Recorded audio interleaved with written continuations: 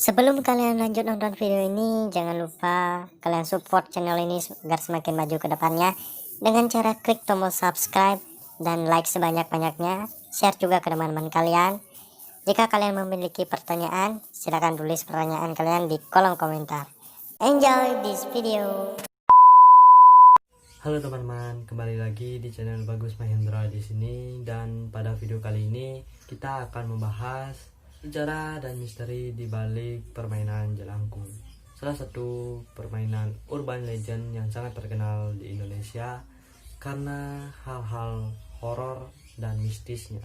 Orang Indonesia sudah dipastikan tahu tentang jelangkung atau jailangkung. Boneka yang dibuat dari batok kelapa, dari kayu, dan dari ranting untuk memanggil arwah orang yang telah meninggal.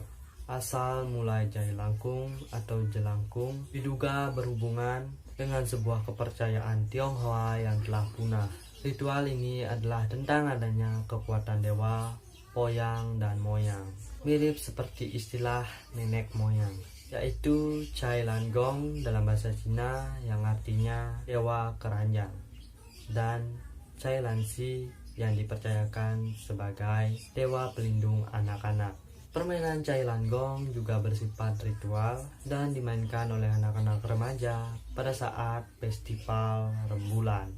Dalam ritual Cai Lan Gong, dewa poyang dan moyang dipanggil agar masuk ke dalam sebuah boneka keranjang yang tangannya dapat digerakkan.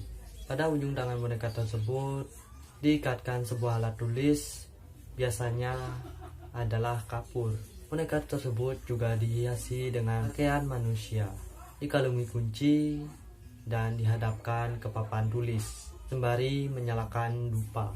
Saat boneka tersebut terasa berat, menurut mereka menjadi pertanda bahwa boneka itu telah dirasuki oleh dewa dan bergerak mengangguk tanda setuju. Setelah ditanyakan siap tidaknya untuk ditanyai, jawaban-jawaban dari pertanyaan yang diajukan akan dituliskan oleh dewa pada papan tulis yang disediakan. Ritual Cai Lan Gong sendiri telah punah di Tiongkok. Namun diduga ritual dan namanya kemudian diserap ke dalam bahasa Indonesia menjadi jailangkung dan masih hidup karena hubungan negeri Tiongkok dan Nusantara yang telah berlangsung ribuan tahun lamanya. Berbeda dengan Cai Lan Gong, media yang digunakan untuk menampung dewa yang dipanggil dalam jailangkung adalah gayung penciduk air yang diiringi dengan nyala kemenyan dan perapian.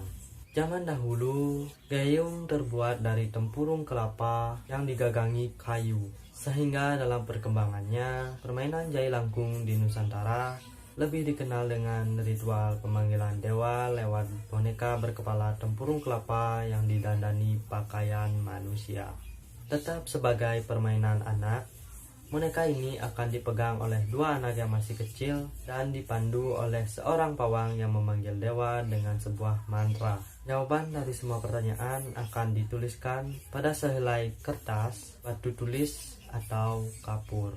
Ritual ini dalam perkembangannya di Indonesia mulai digunakan untuk hal-hal selain permainan belaka, seperti untuk mencari informasi tentang diagnosa penyakit dan pengobatannya oleh praktisi kesehatan non-konvensional, seperti dukun misalnya. Cara memainkan jelangkung sebenarnya tidak mudah dan pada umumnya dilakukan oleh 3 orang, yaitu 2 orang yang memegang boneka jelangkung dan pawang yang membaca mantra. Permainan ini kebanyakan dimainkan di tempat yang memang diyakini sebagai tempat yang angker, dan biasanya di waktu senja hingga malam, seperti permainan pendahulunya Cai Lan Gong. Permainan ini biasanya dimainkan secara beramai-ramai pada saat terang bulan, dan bila makhluk halus tersebut datang, makhluk tersebut akan memperkenalkan dirinya dan bercerita dengan menggunakan bantuan alat tulis. Pertanyaan-pertanyaan yang diajukan sangat beraneka ragam, seperti nama makhluk tersebut, tahun berapa meninggal dan penyebab meninggalnya, bahkan sering juga tentang peruntunan masa yang akan datang dan nomor keberuntungan dalam perjudian, seperti togel.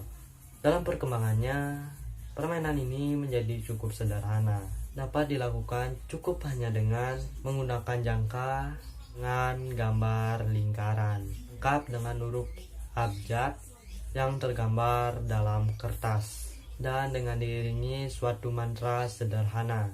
Permainan ini juga memiliki berbagai macam versi bahasa. Oke teman-teman, jadi itulah pembahasan kita kali ini tentang misteri asal-usul Jailangkung. Apakah kalian percaya bahwa permainan ini dapat memanggil arwah-arwah orang yang sudah meninggal? Apakah kalian percaya? Silakan di kolom komentar di bawah. Jangan lupa juga untuk subscribe channel ini, jangan lupa juga like dan juga share ke teman-teman kalian ya teman-teman. Oke, mungkin kita akhiri dulu video hari ini. Sampai jumpa pada video selanjutnya.